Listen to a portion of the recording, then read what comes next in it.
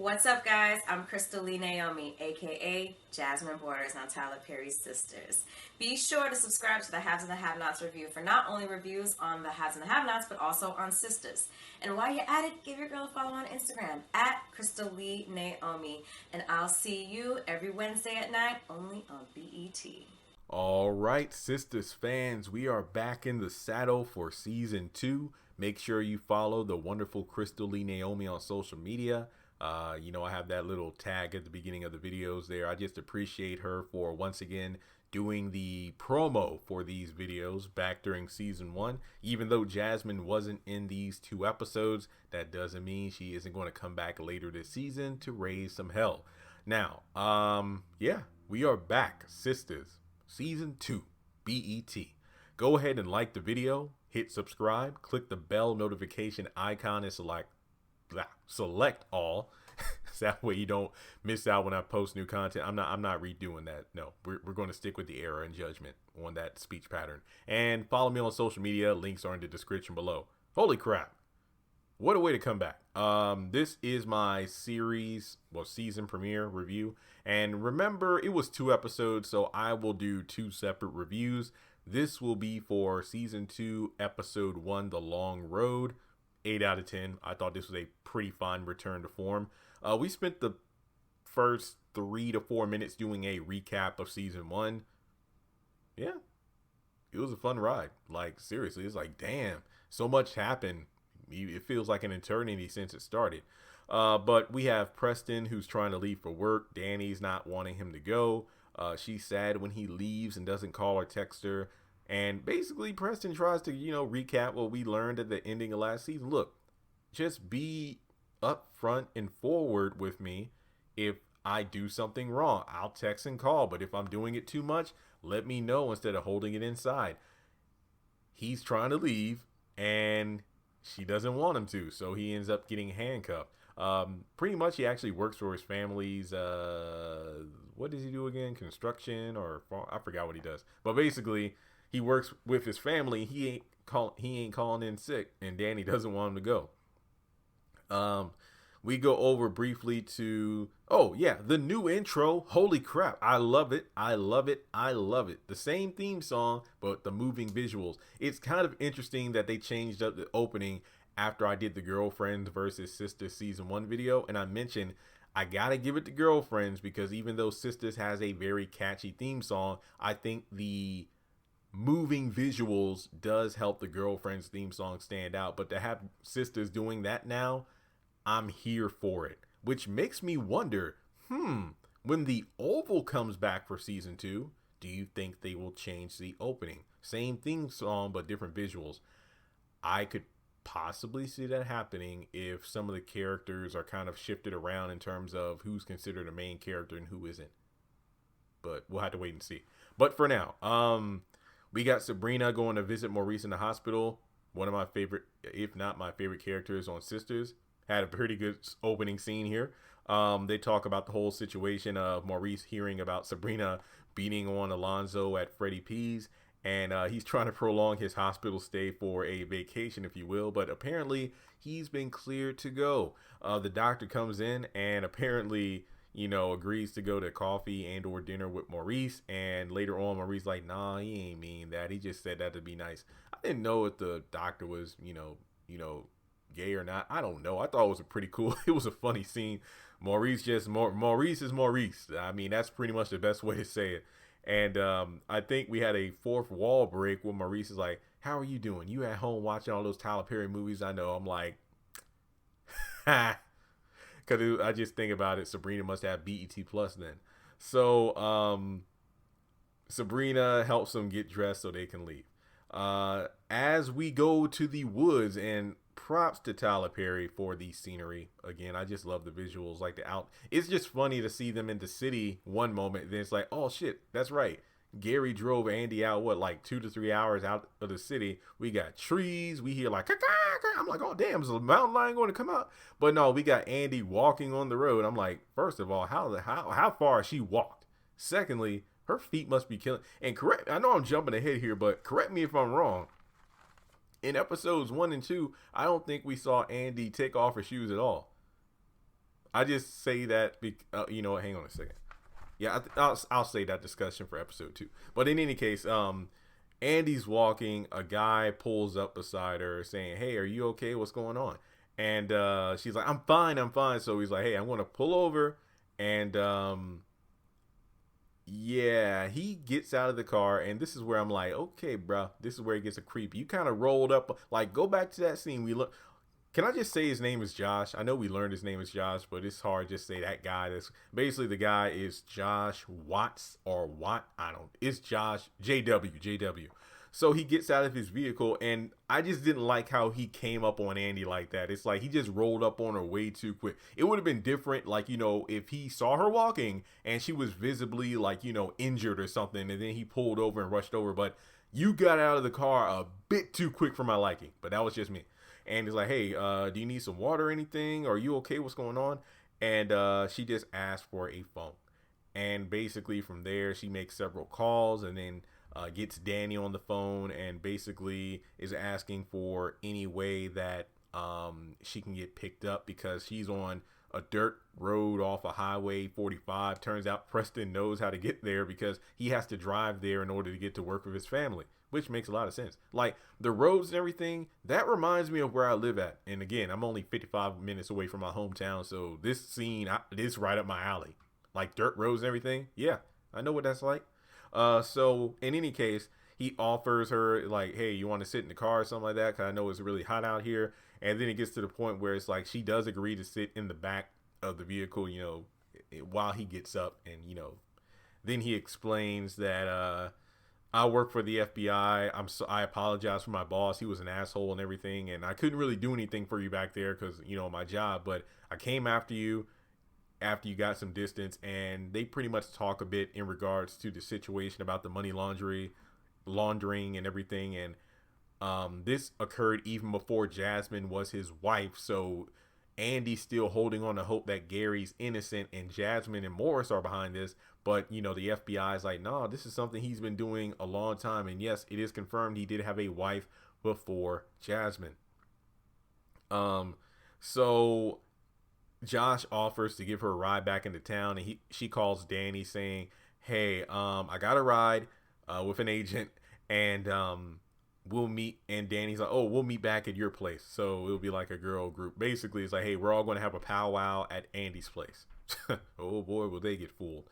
All right, so we go over to Karen and Zach at the hospital, and kind of like Maurice, Zach gets a clean bill of health. Turns out he only had to take Tylenol, and basically they have a nice little talk about Miss Lisa and how, you know, they both love Miss Lisa because she doesn't take anybody's crap. And Karen kind of gives a recap about who that guy was. It was Fawn's brother, and Miss Lisa dropped him off. Well, mom dropped him off at the funeral of his sister and everything. And, you know, Zach's pretty much it's just the same old.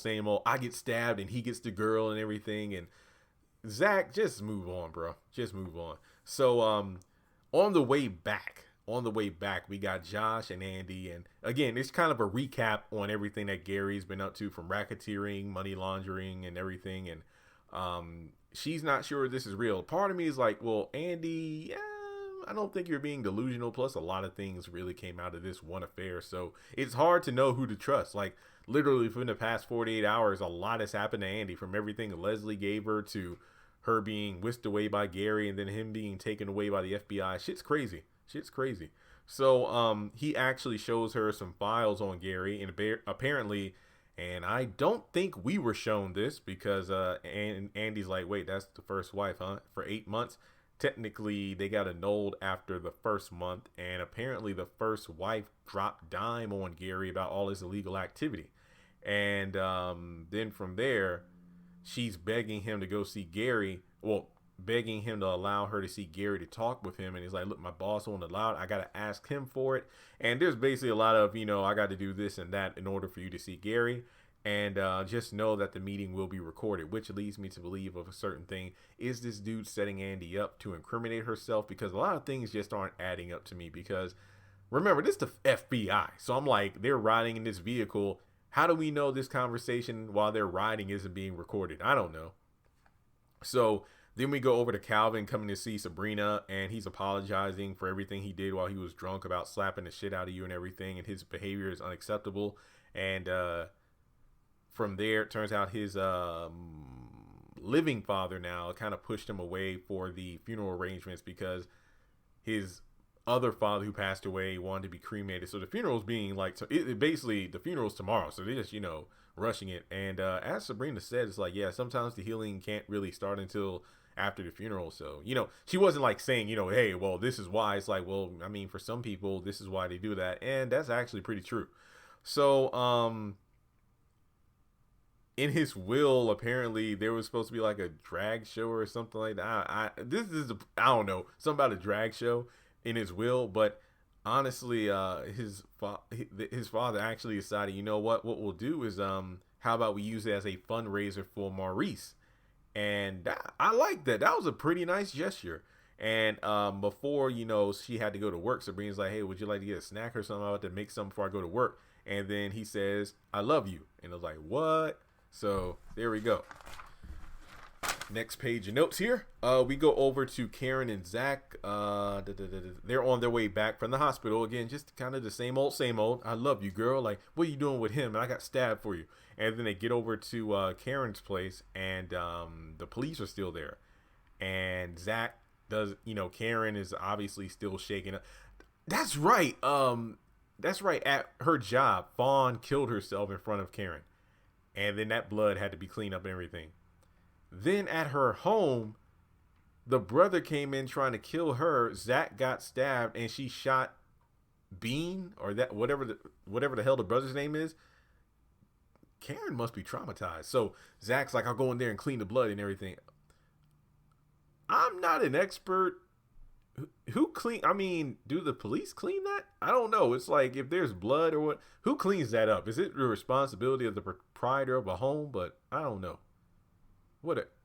I gotta ask. I got a couple friends in law enforcement. I'll ask them. But I mean, I don't know. Who cleans that. I mean, well, then again, Hannah did get a cleaning crew to come in and get Amanda's blood out of there. So I don't think it's the police. Yeah, the police are just there for evidence. My bad. I'm sorry. Again, if I'm wrong, I'm wrong, but I don't know. So in any case, we got, I call her Raquel Bailey. That's how I know her. Remember the actress who got the billboard to be one of Tyler Perry's next rising stars? Yeah, that's her, the cop who's flirting with Zach. So Karen is heading over to Andy's, and then Zach, he's going to be cleaning, because he goes in, talks with her, the cop, and apparently it'll be like 45 minutes or so until the cops finish what they're doing, and then he can go in to do what he has to do. And it's just flirting the entire time, and I'm here for it. Zach and this cop, I feel like look, Karen, just push her to the side. If she wants to be with Aaron and his crazy ass ex's family, go ahead. But Zach, yeah, him and the cop, I think they'll be a good couple. So he'll get the phone. Yeah, basically, Karen's going to go over to Andy's. Once Zach is able to go into the house, he'll get the phone and everything else he needs for Karen, and then go to Andy's to drop it off, and then come back to finish cleaning the blood. Kind of a lot of running around for a dude who's just got stabbed, stitches, and whatnot. I don't think he should be doing all that stuff, but oh well. From there, we go over to Andy and Josh.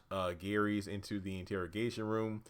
And she wants to talk with Josh's boss in order to clear her own name, but that can't happen. So Gary and Andy talk, and the question is whether or not Gary is lying. Is he being set up, or is he indeed guilty of everything that he's being accused of and was arrested for? And Andy has the receipts. Did you have a first wife? What about these crimes? Why are you trying to pin this on Jasmine? Is this right or wrong? What's going on? So Andy decides to get up and leave. And then he decides to fly off on her. Andy's like, hell no, I'm gone. Because I'm like, this fool got the nerve to yell at her. Yeah, I would have left too.